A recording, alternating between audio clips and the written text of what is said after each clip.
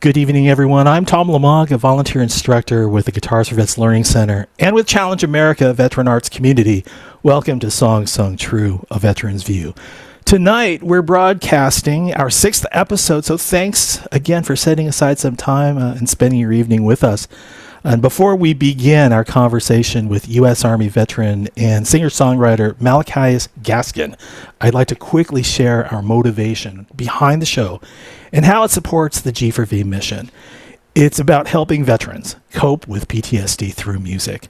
Through teamwork and camaraderie with Guitars for Vets, veterans join a community where they learn to play guitar and find solace in songs they love, as well as the songs they have yet to write. Many are finding hope behind the wood and strings of an acoustic guitar, which we call the healing power of music.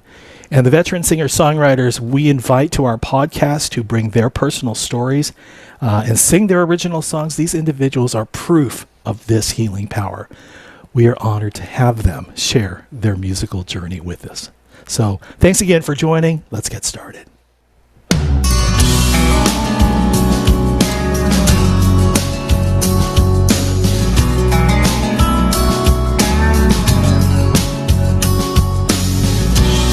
I think my tears are weak, but I don't give a damn. There are answers that I seek that make me who I am. Every day the sun comes up to find me driving on. The battle did not end for me because I made it home.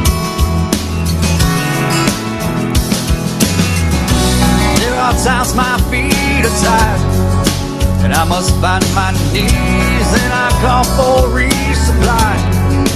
Father, help me please. There are 22 a day that choose not to survive, but I know inside of me something's still alive. In the garden where I lose myself, planting seeds of hope, a new life for myself. In the garden, watered with my tears, for all of those I lost, and all of those not here. In the garden, my warrior garden, my warrior garden.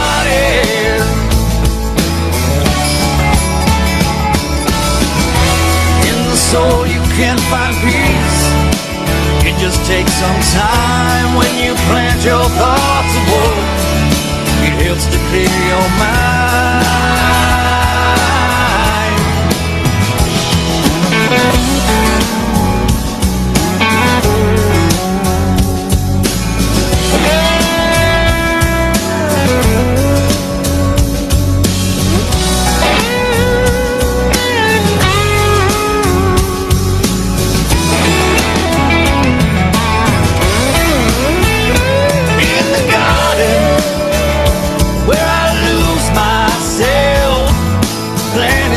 Of hope, a new life for myself. In the garden, watered with my tears, for all of those I lost, and all of those not here. In the garden, my warrior garden, my warrior garden.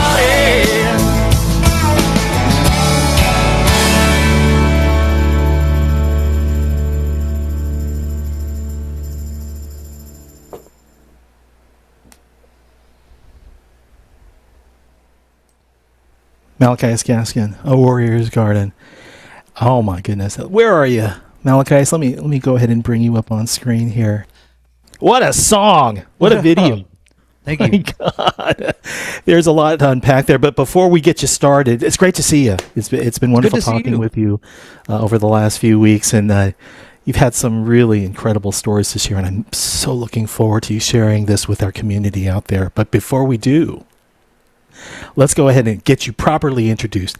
Malachi spent 28 months in Iraq with the 3rd Infantry Division, 15 months as a combat medic, and also deployed using his secondary MOS as an infantryman. After a total of 17 years, Gaskin was medically retired for PTSD, mTBI, arthritis, bursitis, tinnitus, and hearing loss. And after 2 years of dedicated therapy and taking all medications prescribed to him, he determined there had to be a better way. Tired of feeling drugged all the time, he and his wife took matters into their own hands and started an organic garden in their backyard, which he went on to write about in his 2016 book, A Warrior's Garden, a therapeutic guide to living with post-traumatic stress disorder. Today, Gaskin helps others with healing and getting better based on the 3 pillars which have helped him: music, faith, and gardening. Malachias is also a Guitars for Vets graduate from our Nashville chapter, where he received his Taylor guitar in October 2023 at the 21 Guitar Salute ceremony. Now, I have to tell you, Malachias, first of all, the song, the video that we just watched, it's not just a title. There is so much more to unpack. There is so much more. I have had the opportunity to go online to look at some of the things that you've shared in the way of postings on social media, your website and such.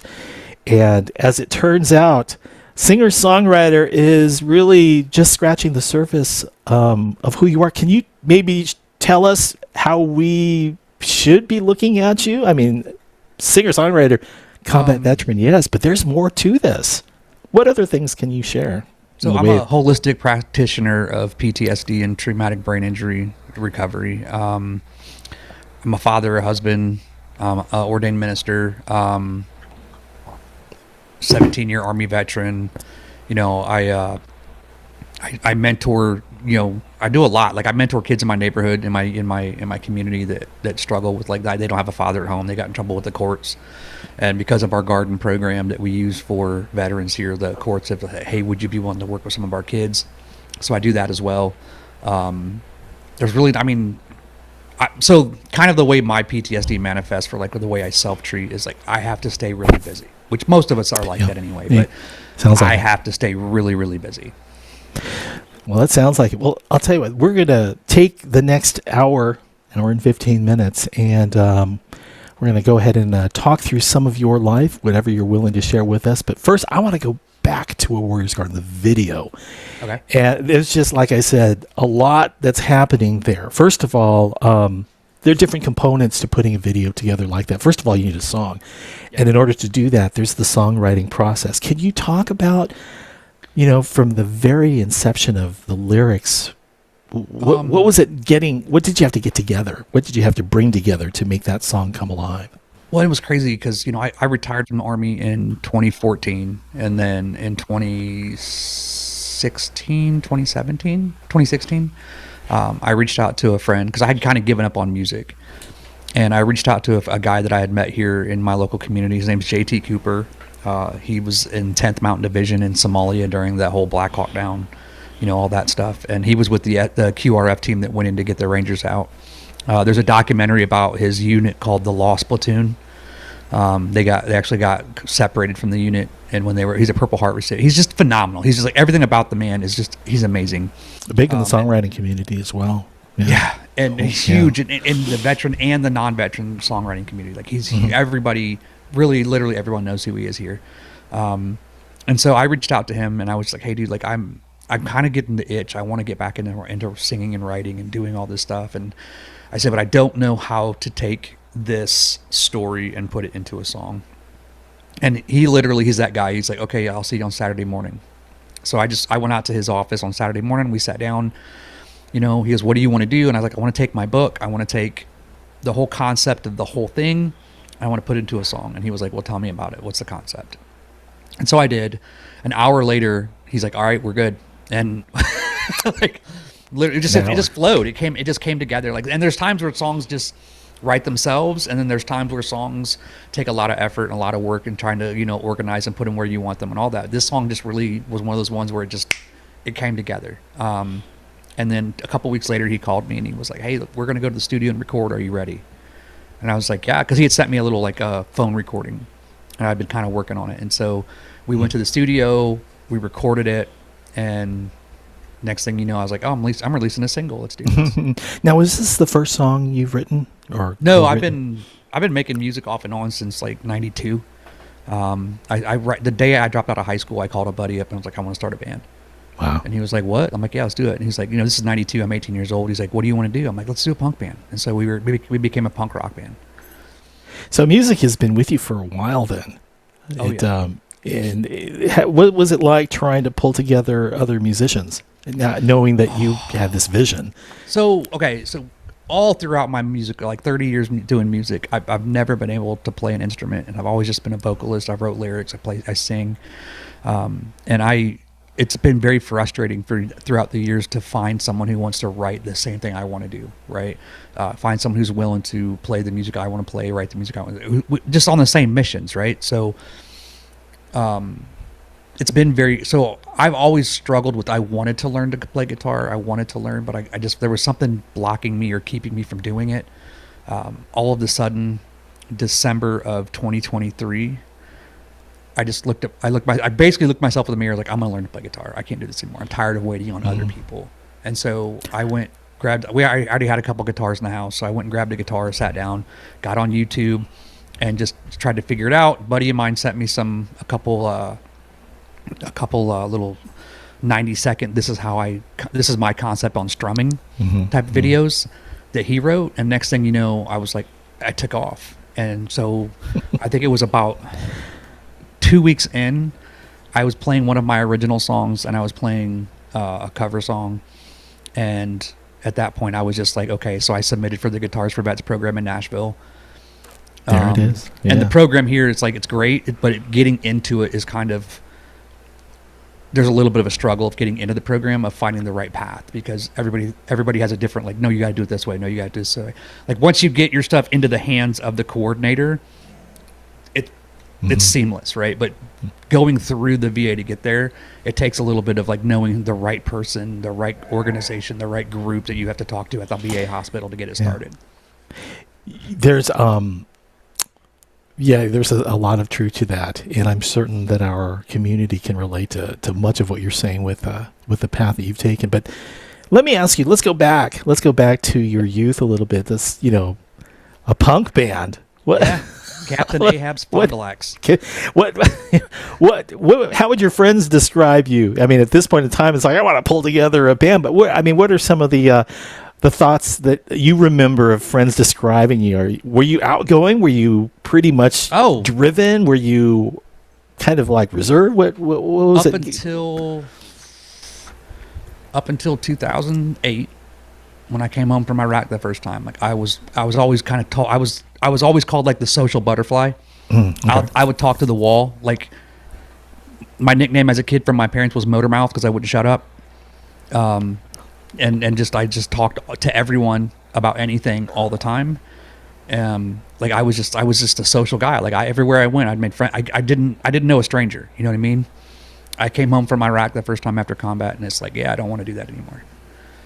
So it takes a lot of effort for me, like in public, to kind of talk to people and kind of open up to people. I force myself to do it because I don't want to be that guy that's like, I don't want to be closed off. I want to get back into that.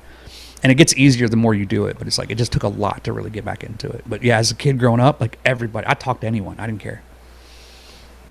Are you thinking that, when you had gone in to the idea of doing a band, were you thinking that these are like people who are just like me, or were you looking for diversity?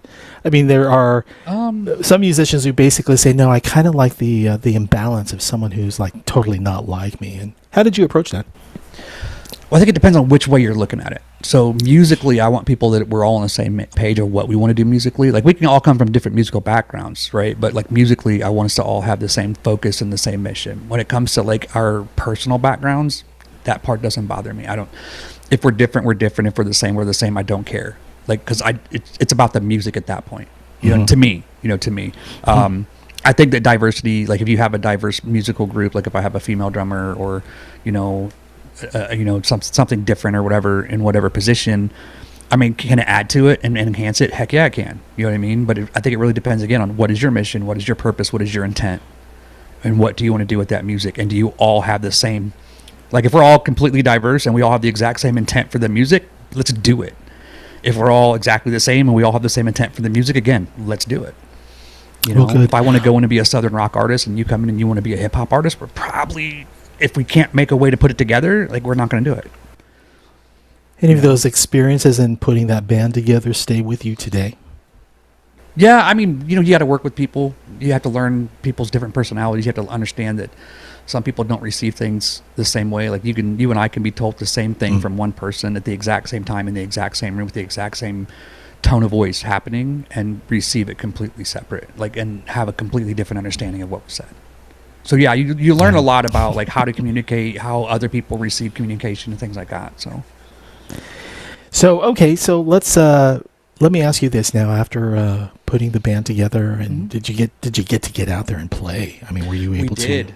How was that like for? So much fun as a kid, you know, playing in other people's garages other than ours, playing, you know, local clubs and things like that. Like, it was awesome. I really, it became an infectious thing. Like, I wanted more of it. I wanted to play it more often.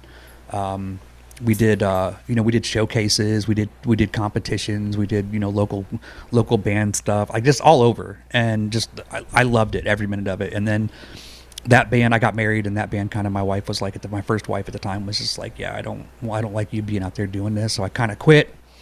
And then, you know, later on throughout the years, I would, you know, dabble back into it. Yeah.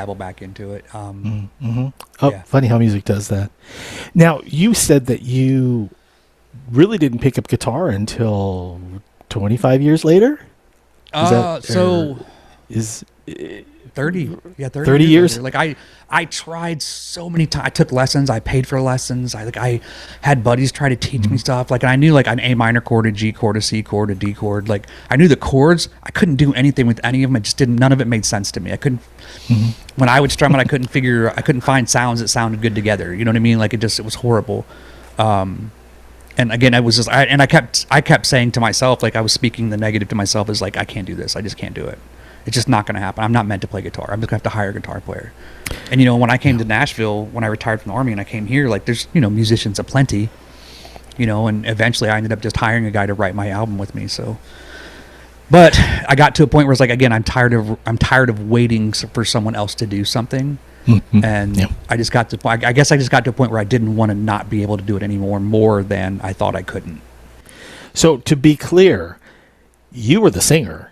Yeah. You didn't play guitar, obviously. You were singing, and you were doing lyric writing and songwriting.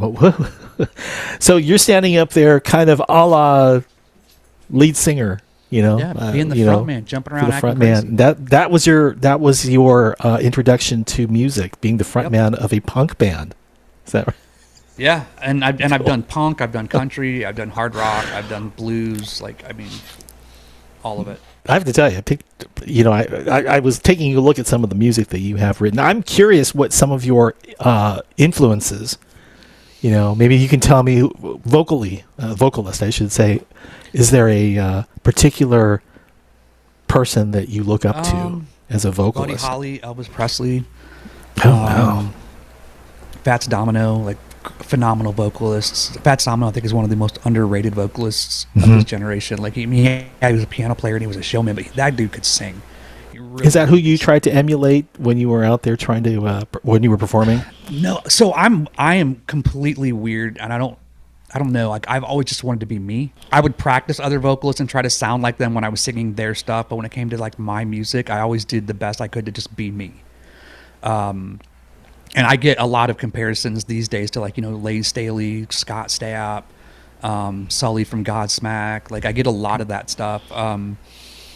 But I've never really tried to emulate anybody else. I've always tried to be just organic in myself when it came to vocals. Now, again, rehearsing wise, like, I would try to mimic people and find technique within that.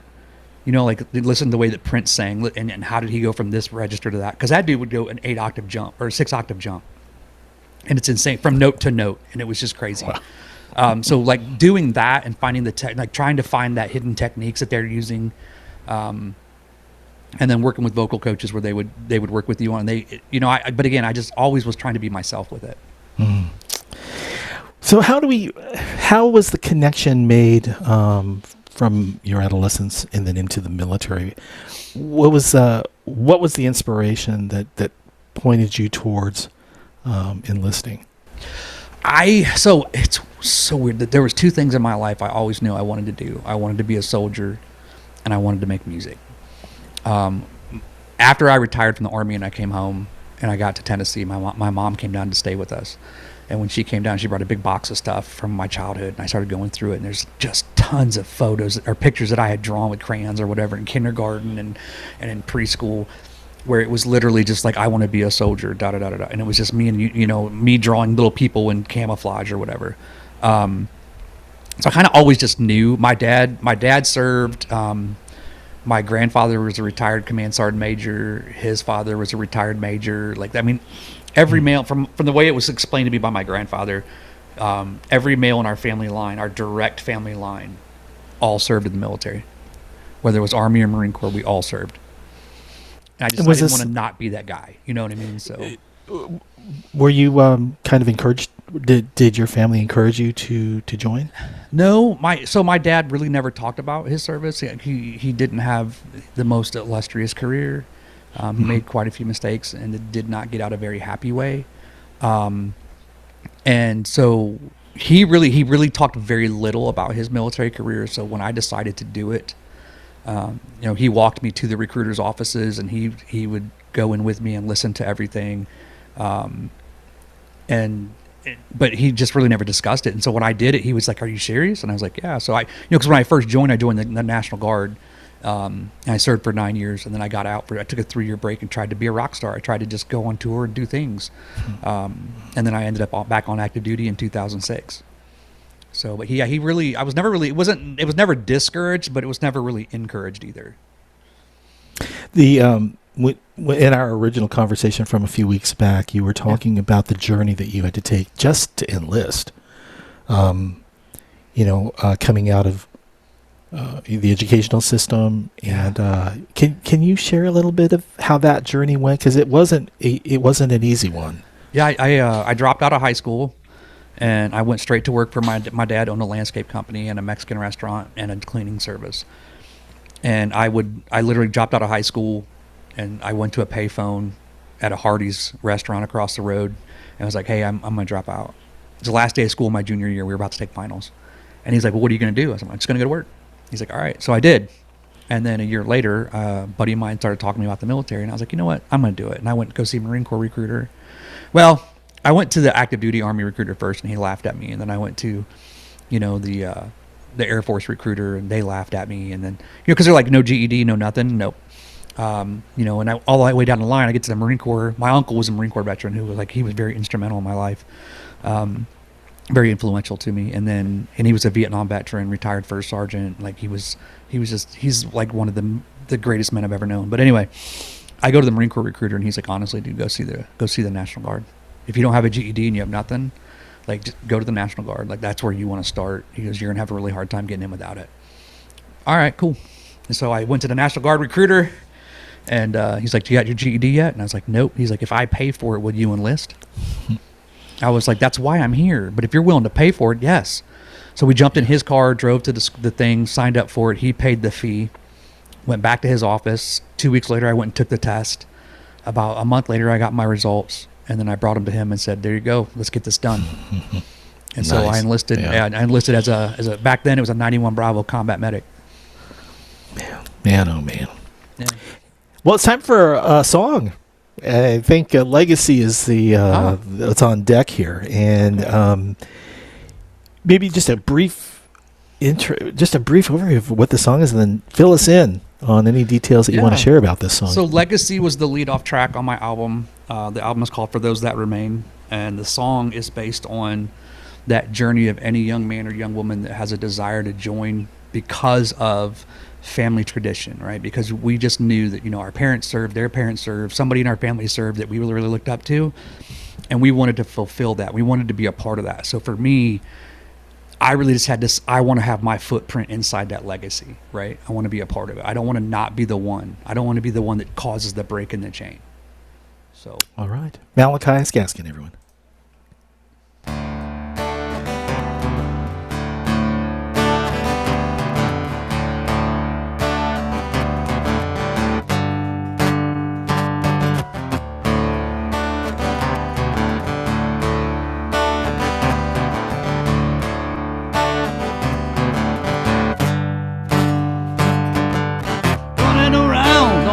playground, playing army guys with all of his friends. It's all the time on his mind.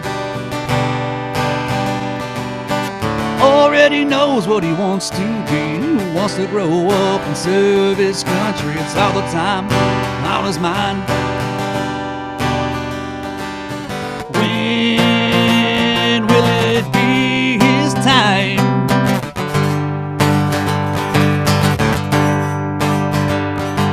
His turn to hold the line.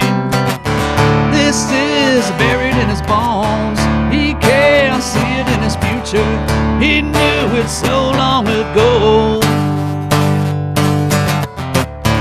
Fate meets destiny, leaving footprints on his journey.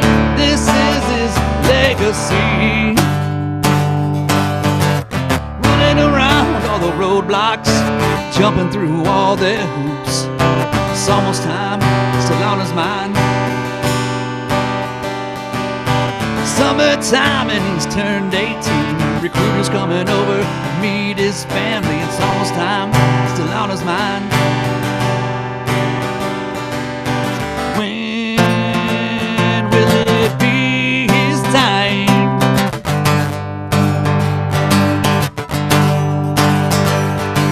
His turn to hold the line. This is buried in his bones. He can't see it in his future. He knew it so long ago. Fate meets destiny, leaving footprints on his journey. This is his legacy.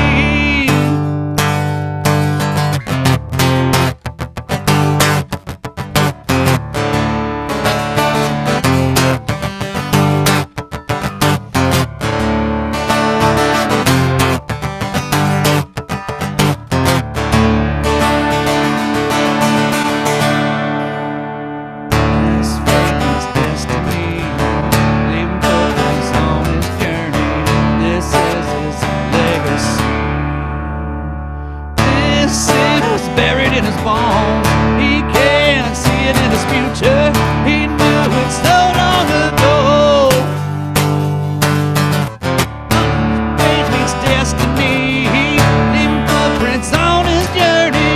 This is his legacy. Great tune, Legacy. And let me kind of take you back Sure. to those days. How did you imagine military life before you joined? And was it anything like what you thought? So the first stint was a little different because, like, it's National Guard, right? So I'm home every night. I'm like, I'm only going to drill on the weekends.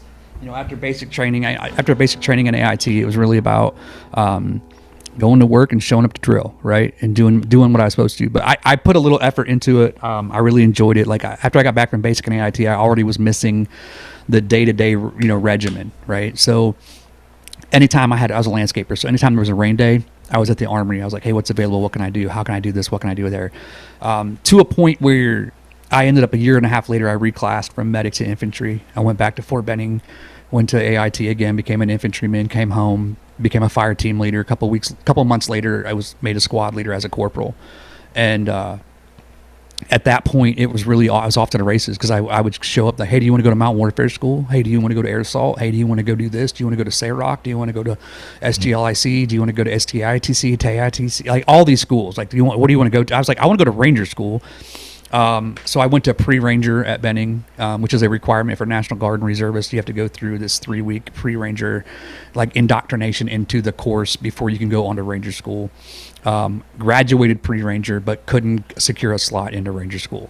And as you know, as a private business owner and as all that, husband and all that, like, it was just, there was no way I was coming back. But I did. I went to anything they would offer me. I took it. PLDC. I went to BNOC. I went to ANOC. Like, and I was going early. Like, when I made E5, they sent me a week later. They were like, hey, we have a slot for BNOC for you. And so for the Army, that's like the school you need to make staff sergeant. And so, but it was just like, I was almost like it was like I was meant for it. Yeah.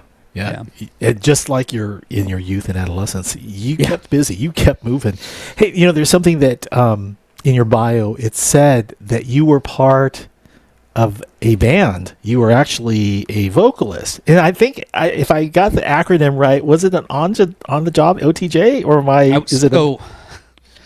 Is that when I something? went active duty? Okay. Yep, I was OJT. All right, tell us about that.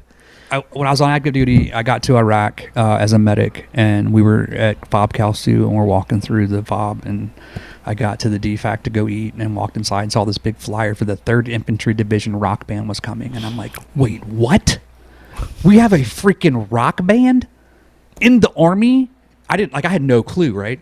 So at that point, I went to my I went to my command team, and I'm just like, hey, I want to audition for the band. I want to be in the rock band. And they looked at me, and I was like, look, when I was out of the Army for those 3 years, like that's all I did. Like I was trying to be a rock star. I was playing everywhere I could play. I had a band, the whole deal. And they're like, oh snap, okay. And so they figured out they could get me an audition, and they're like, we'll get you an audition. I'll re-enlist if you get me the audition, but the agreement in my re-enlistment is that you have to let me go if I make it.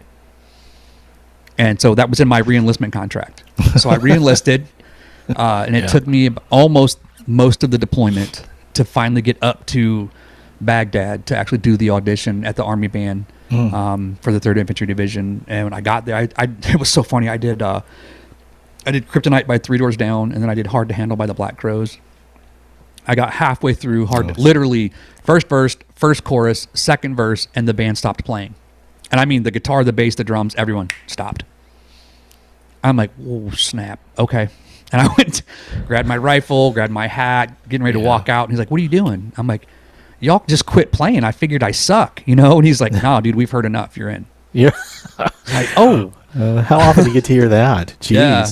Wow. So I got my little acceptance letter and went and turned it in. And then, we came home from Iraq, and I ended up transferring over to the Army band at Port Stewart. So how do you balance that? How do you balance your duties with the band? That became my job. I became a full-time military musician.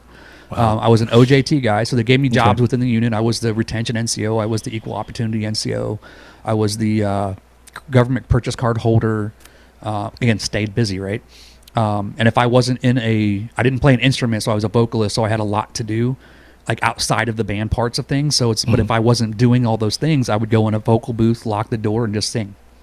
Just sing, just all the time. Like, these are the songs that are set list, so I would have my headphones in, and I'd just be practicing those songs. Anything? Did you play for other veterans or active duty? We did. We played for other troops. We played for local groups. We would go to the VA hospital and perform. I ended up deploying to Iraq a second time for 13 months as a vocalist with the Army band, and we toured all of northern Iraq making, hard rock and country and R&B. Wow. Well, fantastic. Do you have any what were your favorite songs to sing? Can you when I was with the Army band, probably Hemorrhage by Fuel, Knocking on Heaven's Door, just because I love the simplicity of that song. It's so simple but so beautiful. And then I would say probably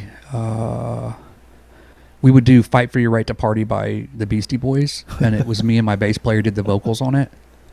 And it was because he was like 6'2", like 225. I'm 5'7". At the time I was 150, and we would run across the stage, jump up and chest bump in the song, and I would always get knocked over because of how solid he was. Right. But we did it every show. It was hilarious. It was really, really great. Wow. Those are probably my favorites, though. Well, wonderful. I know you've got some other songs to do and the rest of this hour. I just want to go back to our community this evening, and if you do have questions that you would like to ask Malachias, please put it in the chat and we will get to it at the end of the program. Or unless, Paul, is there anything that you can see right now that's coming up as we got to ask now? I think he's got to say the name of his punk band again. I'm not sure everyone heard that. So if anybody is familiar with the city in Wisconsin called Fond du Lac, Wisconsin, we named our band Captain Ahab's Fond du Lacs. We're a bunch of 18-year-old kids, though. It was awesome. And the board just lit up. Okay. And Steve Vaughn is creating a little bit of controversy over which branch of service has the best musical bands, but he's voting for Navy. Well, the Mel, Steve Navy's is the only being one. Steve. The Navy's the I only did- one that I could care less about. No, I'm kidding. I did put your YouTube channel link and a link to your book in the chat. So if people want Thank to see the book or get to your YouTube channel, that's available. And we have a few questions that'll wait, Tom. Okay, real good. Thanks, Paul. So, Malachias, let me ask you this. Yes. You know, when you were working with these musicians in the band and you were doing all the things that I'm thinking you were dreaming of doing, did you manage to keep in touch with these musicians? Are they still friends, or are they still so around? Or are they? Player that I worked with for Captain Ahab is now, he became a drummer and then he became a mandolin player, and he plays everything. Him and I are still very close. We talk regularly. And then I was in a band called Severance. That was a heavy metal hard rock kind of alternative band. And that's the one that like we came really, really close to. We almost got signed by a record label, by Capitol Records. And the drummer and I are still very, very close. His name is Al. He's like probably one of the most, he can play guitar, bass, drums, piano, like he does it all.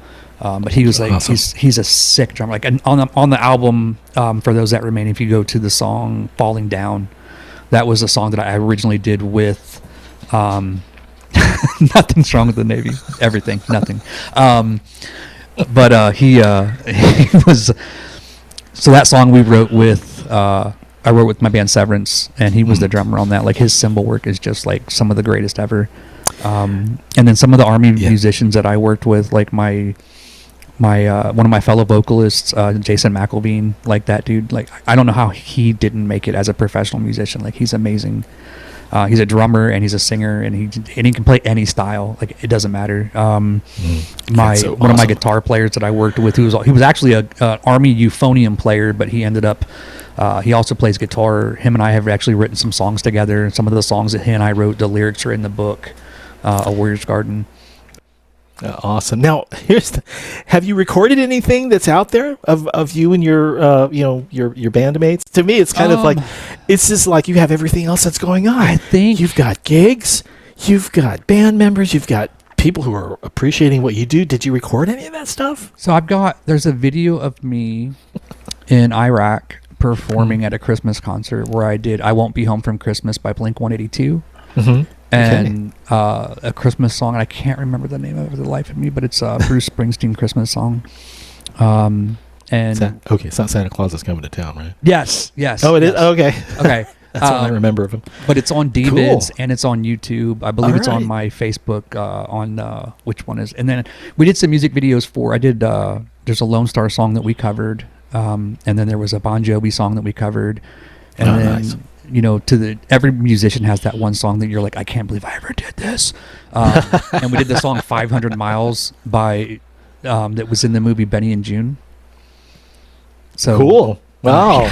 So you were hitting them all. All the great tunes here. So, but two of the songs that are they're on my Spotify. One is called Grind and one is called Freedom. I wrote with my Army buddies, and we released them. Nice. We released them this last year. Awesome. Well, hey, it's time for another song.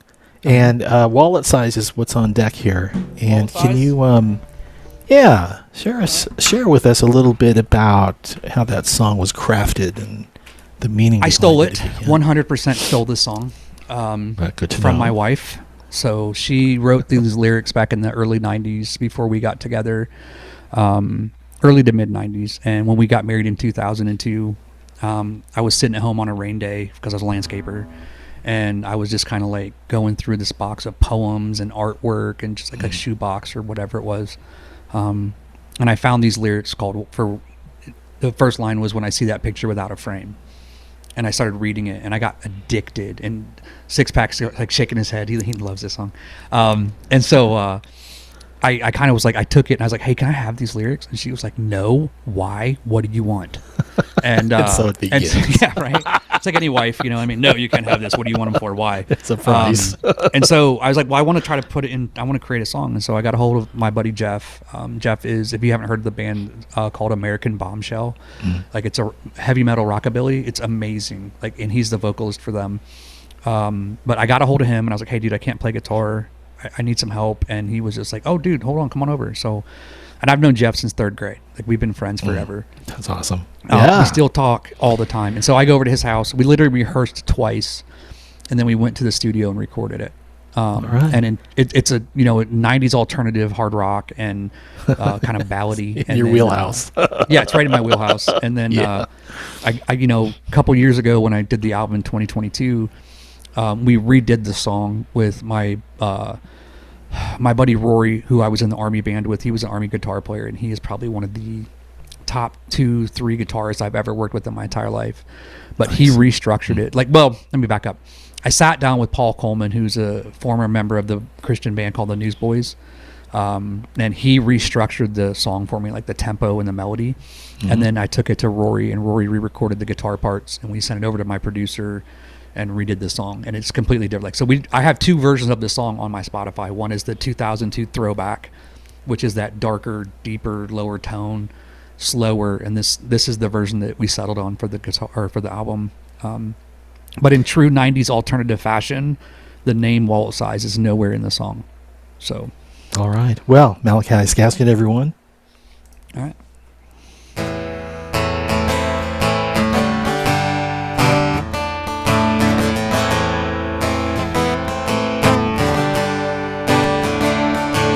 When I see that picture without a frame, I see what was there still remains. Scars in the wounds and the words that burn. Lovers love, then she turned.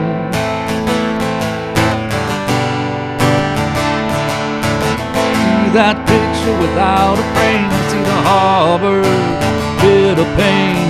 The eyes that once were so sincere to me turned into a glare that went right through me. I don't want to hear me cry. I couldn't stand to see you die. Oh, my picture without a frame. Every time I look, it takes me to those days. What made you stray? My picture without a frame. Why'd you make it rain?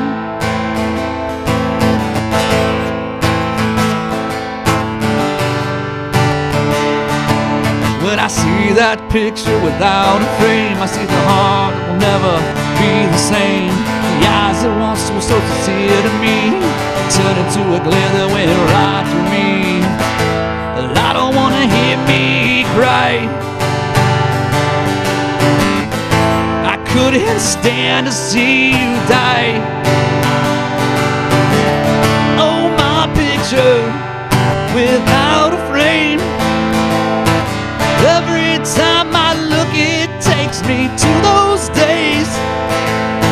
What made you stray? My picture without a frame. Why'd you make it rain?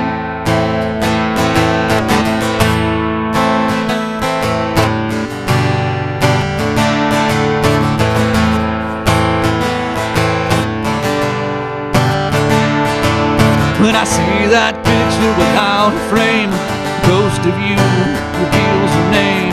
Words you whispered just weren't true, and I guess you'll never know who's who. I don't want to hear me cry. I couldn't stand to see you die. Oh, my picture without a frame. Every time I look, it takes me to those days that made you stray. My picture without a frame. Why'd you make it rain? I can still feel the rain.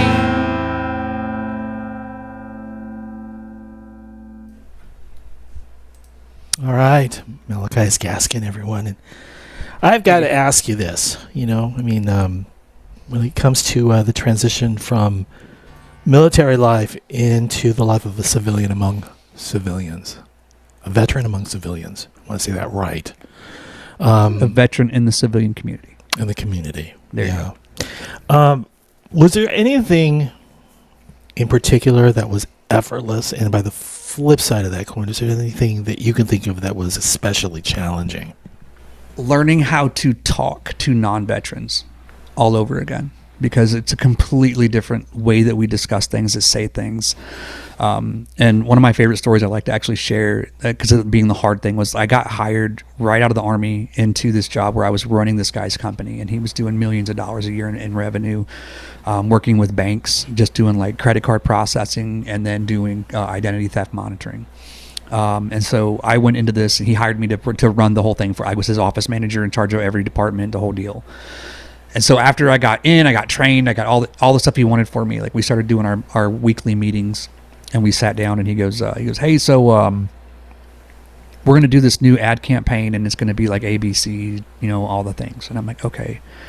I'm like, nah, it's kind of stupid. We're not going to do that. I think we should do this. You know what I mean? And there was no like malice. It was like, it's stupid. I don't want to do that. Let's do this. And he was like, actually, that's a good idea. I don't remember what the idea was anymore, but he was just like, that's actually a good idea. Let's do that. Go ahead and set that up. Send me an email, and then let's go ahead and get it going. I'm like, not a problem. Got this. I got you. And the meeting ends, and he goes, hey, can you stay back for a minute? I want to talk to you. I'm like, yeah, sure. So we get done, and all the department heads leave, and we close the door, and he goes, dude, you cannot call me stupid in front of everybody. I'm like, I didn't call you stupid. He goes, you said that's stupid. I'm like, it's not good. Like, that's not a good idea. Like, you're not stupid. You own a company making millions of dollars. You're brilliant. This is not a good idea. It's a waste of time and money. And he looks at me, because, in the military, I can be like, that's dumb. You're stupid, or that's stupid, right? And no one takes offense to it. They're like, okay, why is it stupid? Because to us, we're just short, we're blunt, we're quick, right? Yeah. And he was like, okay, I got to teach you how to talk to people, because if you talk to our customers like that, you're going to lose business for us. And so he taught me how to communicate. And that was probably the hardest thing for me to learn, was how to communicate, because it's a completely different mindset when you're talking to people.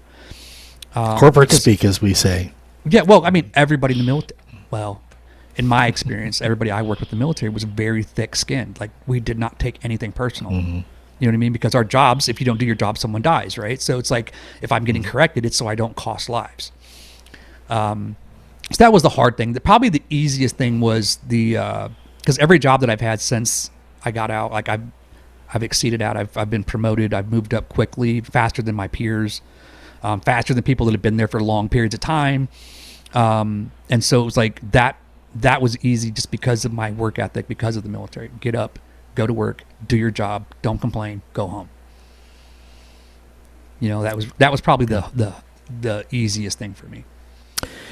And I have to let you know that in looking at some of the posts that you have done, you're not leaving anyone behind. You're not leaving your brothers and sisters behind. You help them position themselves to become successful, in adapting to this world of civilians, being veterans and all.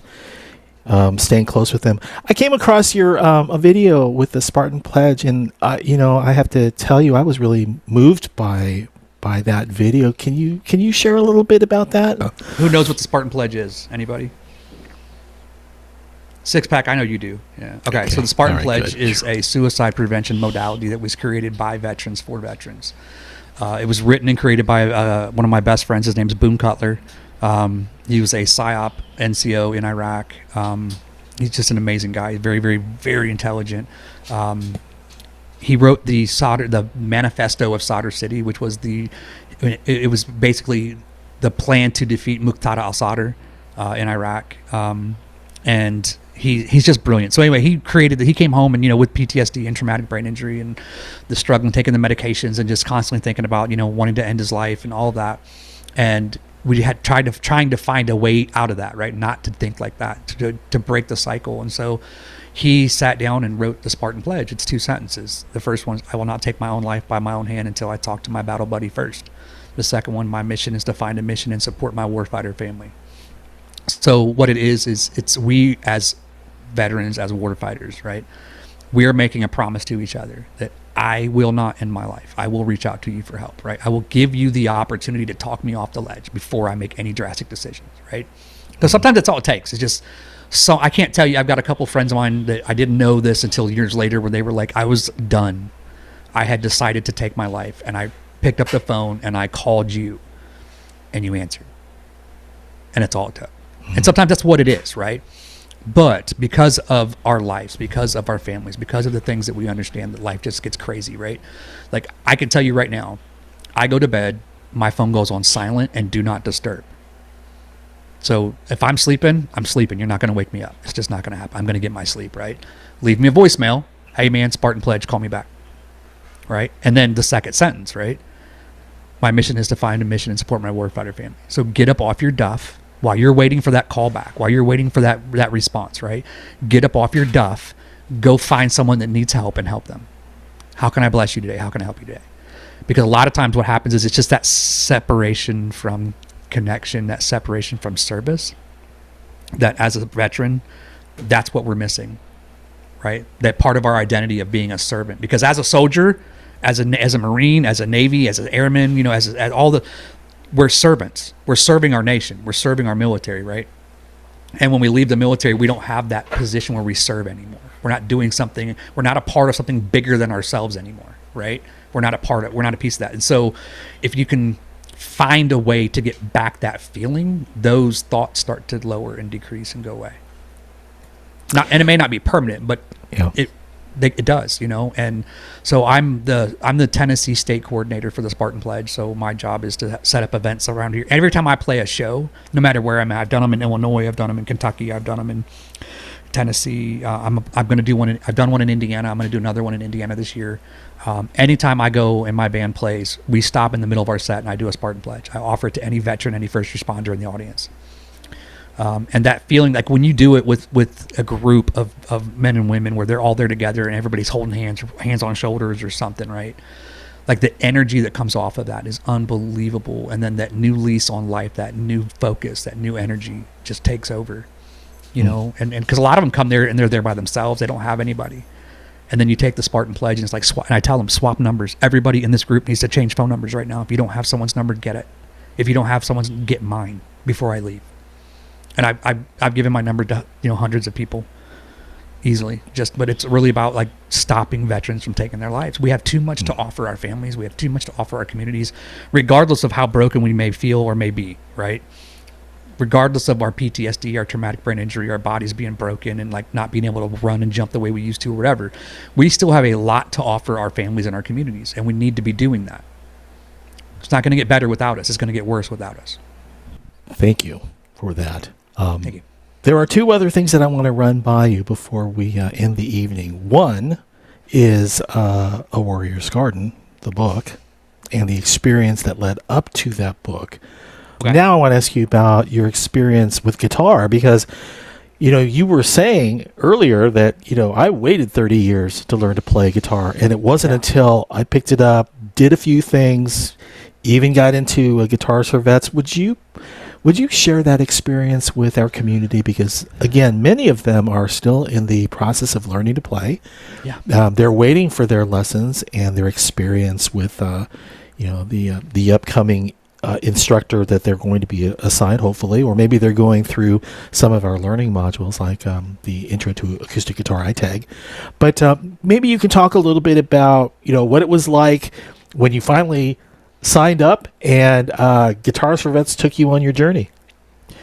So yeah, from when I signed up, I was like, I finally got approved. I went through the VA program and I called my provider and I was like, hey, well, let me back up just a little bit. I actually got in contact with a good friend of mine who is a graduate of the program, and that's really what kind of inspired me to do the program, Scotty Hastings. And I started kind of just texting with Scotty, and I was like, hey dude, you did that program, right? And he was like, yeah. I'm like, is it worth it? Like, did it help? He's like, oh dude, it made my playing better, and you know, this, that, and we got going on about it. And I'm like, how do I do it? You did the one in Nashville, right? And he's like, yeah. I'm like, how do I sign up for it? He's like, get a hold of recreational therapy and they will set you up. And so I did. I got a hold of my doctor. I got asked for a referral to recreational therapy. Recreational therapy goes, oh no, you have to do it through music therapy. And I'm like, what the heck? And so they get me a hold of music, but this is like 3 months later. I finally get hey, you have to do this through music therapy. We're going to go ahead and transfer the referral over for you. Because normally they won't. You'll have to go back to your doctor and do it again because it's the VA and it's very bureaucratic, right? And so I was like, okay, cool, no problem. And so I got a call from the guy that does it. He's in Murfreesboro. I'm in Columbia, so I'm an hour away. And I was like, hey, I really can't. I don't want. I'm a veteran service officer at the time. I don't want to drive an hour because I'm taken away from my veterans. He's like, well, we can do it over the phone. So we did a Zoom call, and we talked for an hour. I just explained how much music means to me and how much I love to play and sing and all that. And so he was like, yeah, I think it's a no-brainer. I'm going to go ahead and get you a referral for the program. So as soon as he finalized my referral 2 months later, I got a call right away from Patrick McGuire, who's the Nashville coordinator. And Patrick is just one of the greatest dudes I've ever met. I say that a lot, but it's like I've met a lot of really great dudes lately. And Patrick gave me a call. We talked. He's like, all right, I'm going to send you out an email with the dates and times for the very first meeting, all of that stuff. And so I showed up, and I got assigned to Dave McKenzie, which if you don't know who Dave McKenzie is as a guitar player and as a musician and as a performer, like, you are missing out. This dude has done it all. He has played with them all. He has toured with them all. Like, he is unfreaking believable. And he honestly, like, the lessons he gave me, it was like I was being force fed with a fire hose. Like, it was just so much information coming at me at one time that he was just like, pick up what you can, keep going with it, whatever. Dave and I still text, we still talk. Like, I love him so much. He is, and his wife's still a professional musician. She still tours, from what I understand. But like, he is just like, I mentioned that, like, my all-time favorite band of all time is Heart. And when I mentioned that in one of our lessons, he was just like, I opened for them on some of their first shows ever.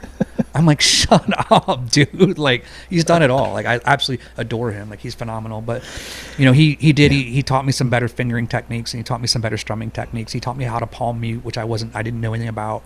And he exposed me to a lot of theory that I wasn't familiar with. And I got assigned to Dave because when I came in, I was already able to play 4 or 5 songs on my own. I was already doing like open mic nights by myself with some of my originals. And so Patrick gave me to Dave to kind of get me more of that advanced kind of thing up front. And Dave was just like, well, show me what you can already do. And I played a couple of songs, and then he's like, okay. And so he helped. I mean, he refined a lot of what I'm doing. Like, it still needs a lot of work because I don't consider myself a guitar player. I'm a vocalist who is playing guitar to facilitate a need. But Dave was it was unbelievable. And then the program was phenomenal. Like, when I got done, like, we were all gifted Epiphones for graduation. And I had everybody in my class, all the instructors, all the students, everybody signed my Epiphone. So it's that one's up in my bedroom. Sweet.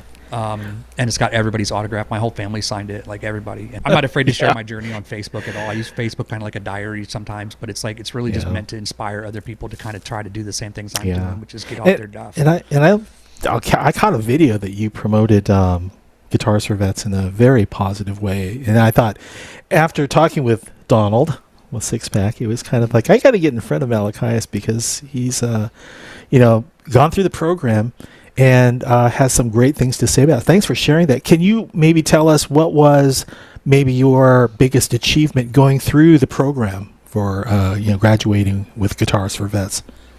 I would say honestly, to me, it was the friendships that I made with Dave McKenzie, with Pat McGuire, Chuck Thompson, great people. All the instructors. Like, they reached out to me afterwards and was like, "Hey, we're doing this 21 guitar salute thing at Copperline Ranch," which is Kenny Rogers. It's his ranch. Yeah. And they're like, "We want you to be one of the artists to perform and be a part of the ceremony." So I got to go out there and actually perform some of my originals and play a couple covers with the whole group of us. Oh yeah. Hey, I was there. I was there for that. Yeah, we did not meet each other. It was crazy. Paul and I were there. I don't think either of us met you there, but we did catch you on stage. You were playing "Knocking on Heaven's Door" with everyone else, right? I was, which is like one of my all-time favorite. Thank you. So listen, I'm going to bring Paul on here in just a moment, but before we do, and you can kind of take a deep breath here, let me just tell everyone about Guitars for Vets. We are a 501c3 nonprofit organization. Our cyber chapter allows veterans to enroll in the G4V program free of charge and complete private lessons online. These lessons are individualized and designed to help veterans learn guitar at their own pace. Upon completing our 11-lesson program, veterans receive a new acoustic guitar and the accessories needed to continue playing. Registration for Guitars for Vets Cyber Chapter opens on the first day of every month and remains open until full capacity has been reached. For more details and to also support our mission through donations, you can go to our website, www.guitarsforvets.org, and help us put music in the hands of our heroes. Hello, Paul. It's good to see you. Tom, you do that like such a natural. I know. It's amazing, what being paid in Oreo cookies can do. To me, it's like I'm ready. Sponsored by bacon. Exactly. So you got questions for Malachias, I hope, or if not, then I know you've got your questions. So why don't you have at it, Paul? I've just unmuted everyone, so if you want, you can unmute and ask a question.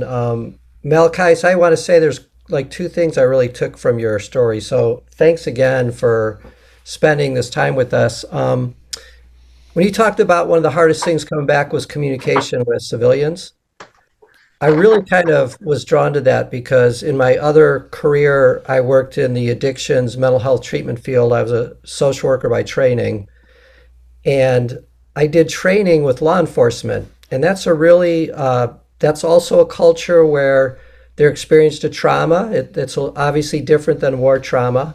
They call it death by 1,000 paper cuts because it's many, many years of trauma that they might see versus kind of concentrated trauma. But I used to do resiliency training with them, and just how they communicated, it was really interesting. They're very black and white, and part of that is their training. I mean, that's what helps them stay alive and follow orders. But here we are as trained social workers where we're taught to see everything on a continuum, and we're working with people, and we're not to be judgmental, so things are shades of gray. And it was just kind of a really interesting contrast because I got to be close friends with a lot of the cops, and we're able to get some distance from that and kind of joke about it now. But it's really one of the big things with law enforcement, and I'd imagine military when they come back in terms of their significant others and their marriages, just trying to figure that all out, the communication style. So thanks for sharing that. The other thing I was really drawn to is your 3 pillars, and I'm going to tell you something that's coming up. I don't want you to commit or anything because we could talk offline, but June is PTSD Awareness Month. It is.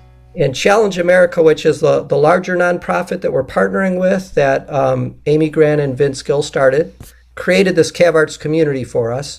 Mm-hmm. And I'm trying to work with them to do a larger event sometime in June around PTSD. And we're not framing it that way. We're framing it as kind of resiliency. As long as I get to meet Amy Grant, I'm in. You know what? I said that about wanting to do the Guitars for Vets Learning Center, and I'm sorry. You'd have to jump the line. I still haven't met her yet.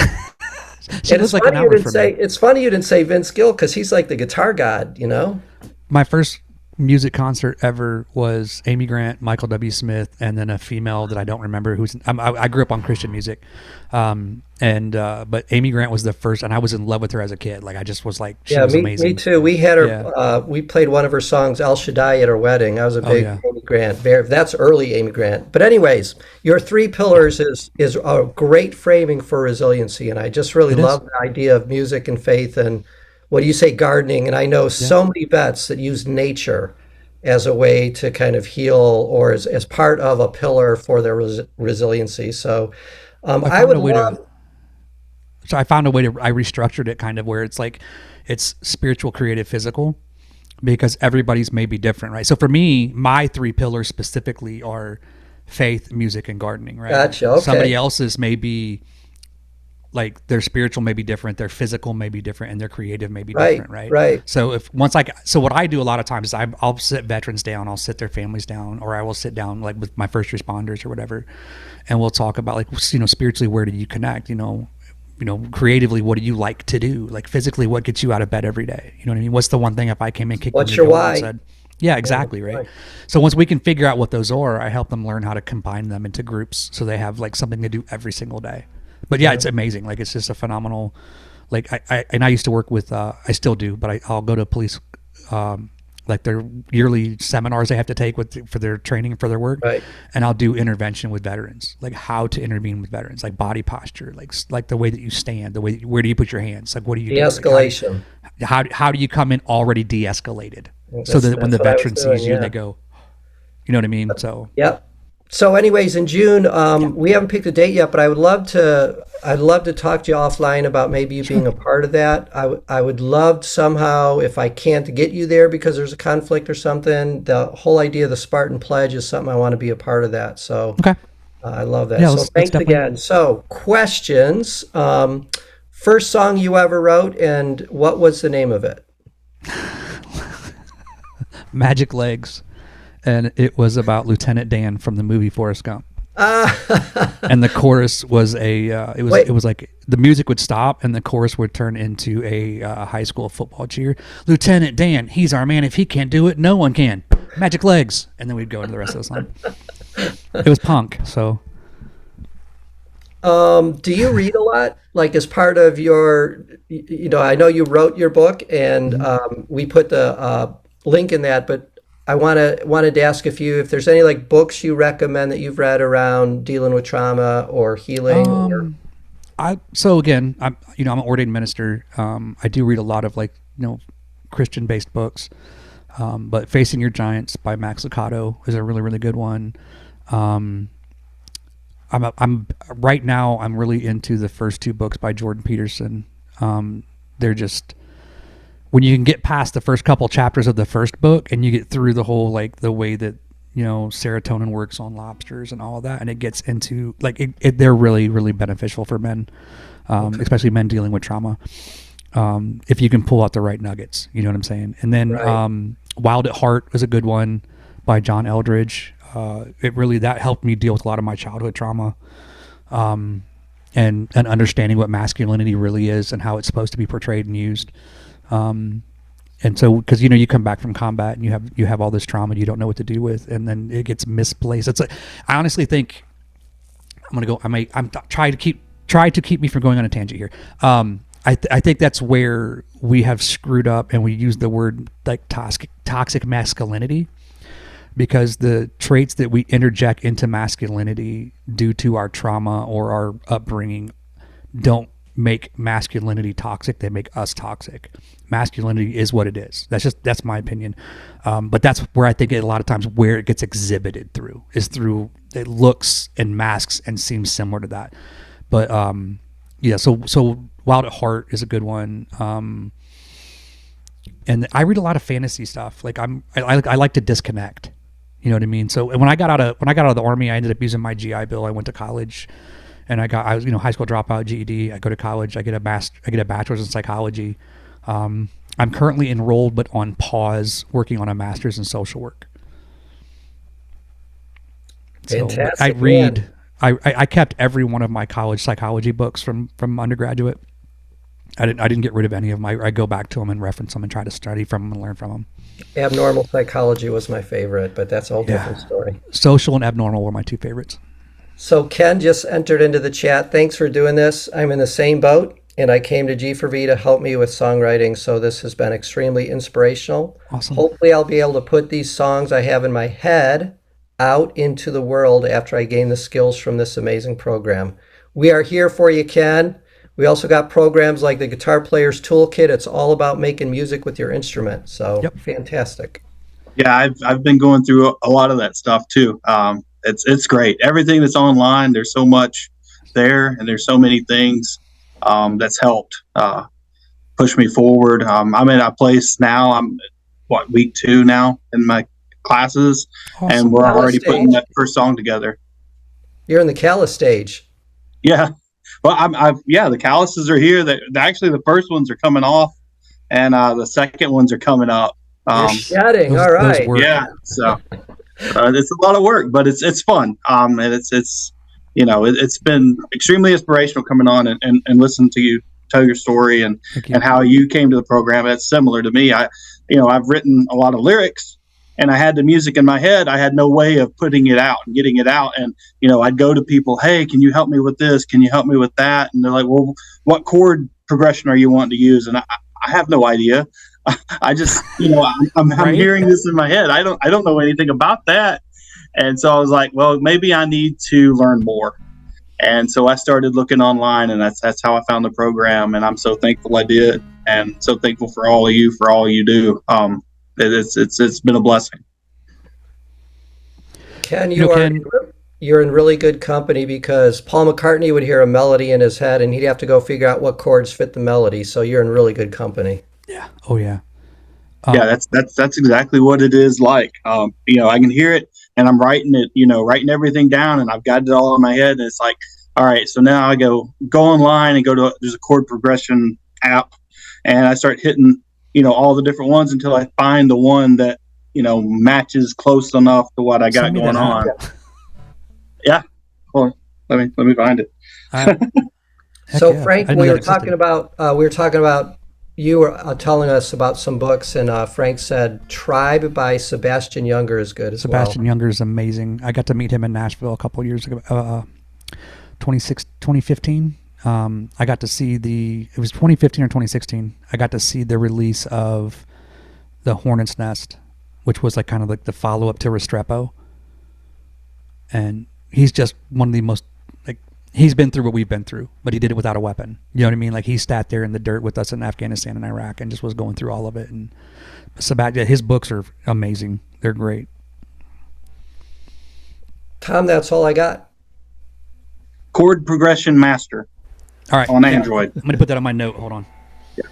Ken, I don't know, you've probably been told this, but if you do actually have a melody in your head and you can reproduce the notes you're hearing on your guitar, that first note is going to be a name of a note, like it might be a G or a B or a C, and then just try throwing that first chord over that to see if that kind of matches with it. All right, I'll give that a try, because right now I'm just going through that chord progression app, and I just hit all the different chord progressions until I hear one that matches, because it'll play it out, and it's got different settings in there for the different types of flow and pitches and everything like that too, so you can get different sounds out of the chord. So it's really good. Helps me out a whole lot. Okay, real good. Thanks, Paul. Hey, Malachias, I want to circle back to your book. I know we put this at the tail end, but maybe you can kind of talk a little bit about the book and what was it that inspired you to get that together, to publish it and to build really a lifestyle around, what it is that you have in your book. Yeah, so I was going through a medical retirement process from the military, the MEB, and it was not going well. Early on, it started off kind of bad, because I thought at first I was getting kicked out of the Army because I didn't have an EMT license anymore. And then I got accepted into a medical retirement board because I punched the glass door in front of our band building and it exploded. And they had to replace the glass. And then my commander, who was a really good guy, he had me get in his truck and drove me over to behavioral health, and they talked with me. And then the very next day it was like, yeah, you're going into a med board. And so I was at that point I was already taking like 100 milligrams of Seroquel every day, which is an antipsychotic. I was taking 40 milligrams of Celexa, 25 milligrams of Prozac. I was taking Ambien. I was just taking tons of medications.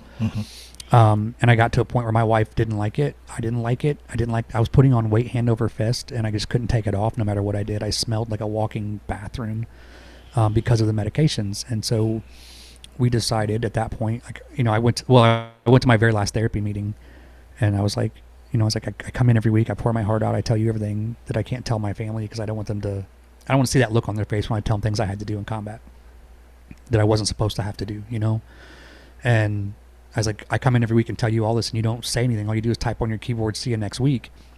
And my exact words were, what am I supposed to do? Help me. And she looked me square in the face for the first time in months and goes, I don't know, get a dog, start a garden. And I literally stood up, flipped my chair, I cussed her out, I went off, I lost my brain. Like, I just went off the deep end, stormed out of the building, went home and told my wife that my therapist I'd get a dog. And she's like, no, you're not getting a dog. Which I have two, by the way. So now I've got dogs. But she was like, what else did your therapist say? And I'm like, no. She's like, what? Start a garden. And she was like, all right, get in the truck. So, we get in the vehicle, we drive to Lowe's, we bought dirt, seed, lumber, everything, came back. Living on post in military housing, went into my backyard, 8 o'clock at night. She's got 2 flashlights, and I'm building a 4 foot by 4 foot raised bed garden in my backyard. And so at that point, I had met this guy, Robbie Grayson, who is my publisher and one of my absolute best friends. But I met him through a mutual friend on Facebook, and he was just like, hey, I want to know more about your story. And so I told him, and he's like, hey, I want to bring a film crew from Nashville to Savannah, and I want to film you and these, because I was writing new music. And he goes, I want to film you writing this music and going into the studio and all that. And so we put in a request to do this documentary through the military, through PAO, the whole, everything the way we were supposed to do it, right? And a week out from them buying their plane tickets, getting on a plane and coming to see me to do it. It was scripted, everything was finished, right? They just needed to get on a plane and come film it. A week out, I get a phone call. I was at the band hall, and I get a phone call going, hey, Sergeant Gaskin, we need you to come up to Building 1, which is where the general works. And it's like, I don't want to go to Building 1. So I run to Building 1, and this full-bird colonel pulls me aside and goes, hey, dude, tell me about this. And he was like, exactly, he was like a hippie. He's like, dude, tell me about this documentary. And like, we're writing this music about trauma, about PTSD, and about being, a soldier and all that stuff like that. They want to film this thing about how I use it to kind of self-treat for trauma and all. He's like, that's amazing. I wish we could let you do it. Oh, I was like, wait, what? They maybe did you it have though. started with that. They did it though, right? I thought I saw. Okay. I ended up leaving. Okay. And I went over to. I got out in the vehicle and I called Robbie and I was like, hey, we got to cancel the documentary. Do not let them buy their plane tickets. I'll call you tomorrow. Right. So I called Robbie the next day and told him what happened, and he was just like, because I had to digest it. I had to let it, I had to get rid of the I want to shoot somebody mentality at that point, because I was so mad. And so I called Robbie the next day and told him what happened. He's like, dude, you should just write a book. And I was like, what? He's like, you should literally just write a book about all the different things you're doing. Like all the stuff that you're doing for yourself, you should write it. Because if you write it, I'll publish it. And I was like, and I'm like, dude, I'm a high school dropout with a GED. Who the hell's going to read that? And he was just like, no, seriously, write the book. And so I was like, all right, fine, whatever. So I wrote I wrote it out of spite to show him that it wouldn't do anything. And now it's been sold in 7 countries. I've traveled to China to speak about suicide prevention. Like the Chinese government paid for me to come and speak about suicide prevention. I've seen some of those presentations that you've done. There are a number of them too. Did you anticipate it would get the attention that it did? I didn't think it was going to do anything. Honestly, I didn't. But it opened up the doors where I get to speak in front of other veterans and talk about my story and kind of let them, because a lot of times we feel isolated because we isolate ourselves, right? And so then we feel isolated, and then we're like, oh my God, someone else has the same experience as me. That's crazy. Thank you for sharing that. We need to have you come back because there's more to that story, that book. It goes much deeper than this, but I don't want to forget about this last song that you've got planned for us. And I've got it written here somewhere. Well, let's see. It's No Doubt of Mine. And I remember you sharing, the background on that song with me, and I found it to be quite moving. And I have to tell you, this is a later release, right? This is something that's just recently come out or getting ready to release. So this is, So what would you like to share with us about that song, No Doubt of Mine? Well, I wrote this while I was actually in the G4B program. Week 2, I had all my teeth pulled and had implants installed, and ended up with I have all new shiny perfect teeth, right? But as I'm sitting home 3 days after surgery, this song just jumped in my head, and so I had to go. I went in the other room. I had just gotten my interface in the mail. So I got everything plugged in, and I wrote the lyrics in like probably 15, 20 minutes. And then I just sat down and started strumming, trying to find the pattern I wanted and all that stuff. Like I always write backwards. I come up with the lyrics and I'm like, I don't know what I want it to sound like. I got to figure out a melody. And so I did that. I came up with it and I recorded it 3 days post-surgery wearing temporary dentures. And so I recorded it and sent it to my buddy Josh, who I wrote the song Grind and the song Freedom with. And he was like, I want to be a part of this one. And I was like, okay, I need a track for it because that's all I've got. I can't play drums. I can't play any. And so it sounds like I got Chief in it, you know what I mean, on the demo version. So Josh created a backing track with guitar, bass, drums, keys, all of it. And I'm going to the studio this coming Sunday on the 14th to put down the professional vocals, get them to him so he can master and mix it and finish it. and then it's a Christian country song. It is a true story. It's the first song that I've written this way, but I wrote it during the program. Is that I found out at 13 years old that I was adopted by my mother. My father was my father, but my mom had adopted me. And my dad was just like, when I told him I wanted to learn to play guitar at 12 years old, he looked at me and said, no, son, mine's going to be the FAGGOT, right? And I was just like, Dad, whoa, dude, this is the 80s. We don't say that. Like, that's what we call dumb people. We don't say that like that, you know? And he was just like, no, it's not happening. And so at that point, like, nothing was ever good enough. Like, from 10 years old until he passed away, I wasn't his son anymore. I was an employee.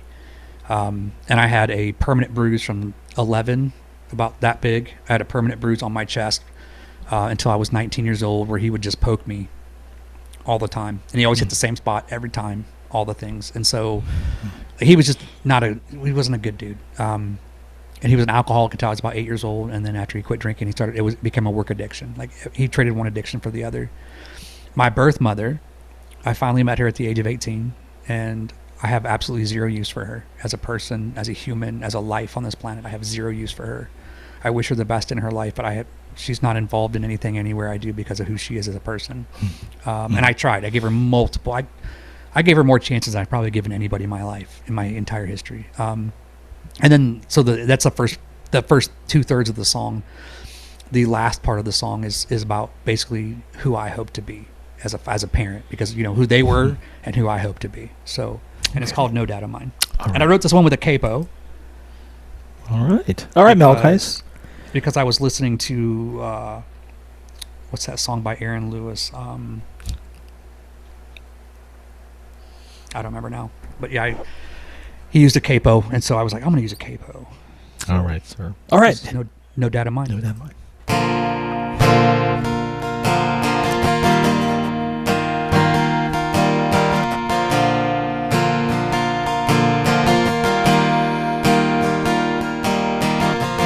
My father told me, never give up, son.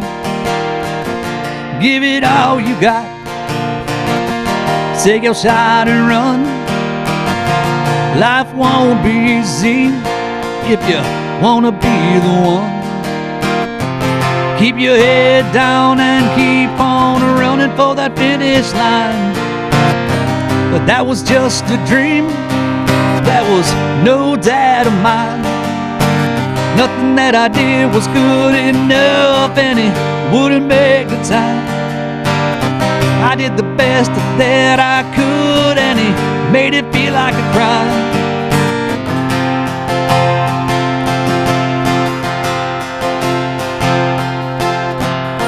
My mama told me I was a favorite son. I could do no wrong. Life was full of fun. Girls will be lining up, and you'll be the one. Keep your head down and keep on running for that finish line. But that was just a dream. That was no mom of mine. Nothing that I did was good enough, and she wouldn't make the time. I did the best that I could, and she made it feel like a crime.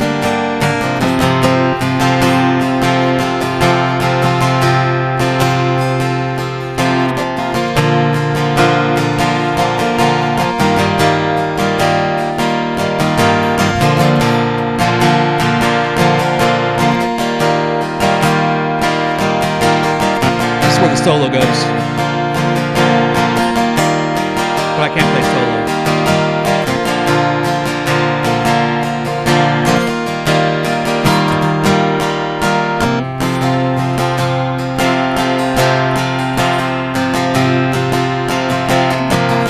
I told my children, never give up. You only get one chance at life, so give it all you got. I'll be here if you fall to dust you off. Get a steady stance and take aim and give it your best shot. And I dreamt that my kids would say, I love that dad of mine. Everything we did was good enough, and he always made the time. We did the best that we could, and he made it feel alright.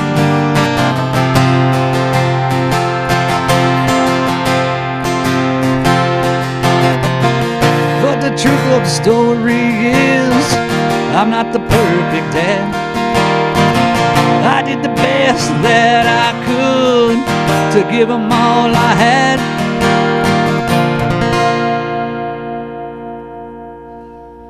Malachias Gaskin, everyone, U.S. Army veteran, singer, songwriter, and so much more. What incredible stories. Thank you so much for sharing them with us and with the community, and your songs as well, too. Can you tell us where we can find your music? You can find it on Facebook at Malachias Music. You can find it on Spotify, iTunes, iHeartRadio, like all the streaming apps. Malachias, Malachias. And you can buy it directly. You can buy the MP3s directly from my website, which is malachiasmusic.com. Any projects in the wings that we should know about, or anything that you want to share? So that song is coming out soon, like probably June-ish. I just did, so I can't really talk a whole lot about it, but I just did an audition for a heavy metal rock band out of Houston, Texas, that if I get it, will put me on tour. Here we go, going back to your wheelhouse again. Yeah, right. So, I would be a front man. I wouldn't be a guitar player for that project. So I'm really excited about it. I'm really kind of hoping I get it. If not, whoever gets it, like, I just hope it's the right person for the job is all. You know what I mean? Because the band has a mission that they do, and it's really important. And then I do have another song coming out later this year. It's a Christian metal song called "Not My Father's Son." And I mean, other than that, like, I'm plugging away, like, you know, booking writers' nights, trying to book shows, stuff like that. So, and everything I try to do, like, most of my music, it's all, you know, veteran focused. Like that last song, Ken, thank you for that, by the way. I read what you said. I honestly, that was my first stab since the military about writing a song that wasn't military focused. And that seems to be getting the biggest response from everybody. In fact, my son, who, like, idolized and worshiped my dad, like, just loved him to pieces when he heard it. I was really concerned, like, when he heard it, it would affect him in some way, but he was like, "Dad, that was amazing." It's one of my favorite ones right now, like, that I play. But yeah, this year's I'm just kind of taking it as it goes. I'm putting in a lot of effort, like taking time every night. I work nights now, but I have every couple days, I have a couple days off. And so I go out in the garage when my family's sleeping and just kind of strum away.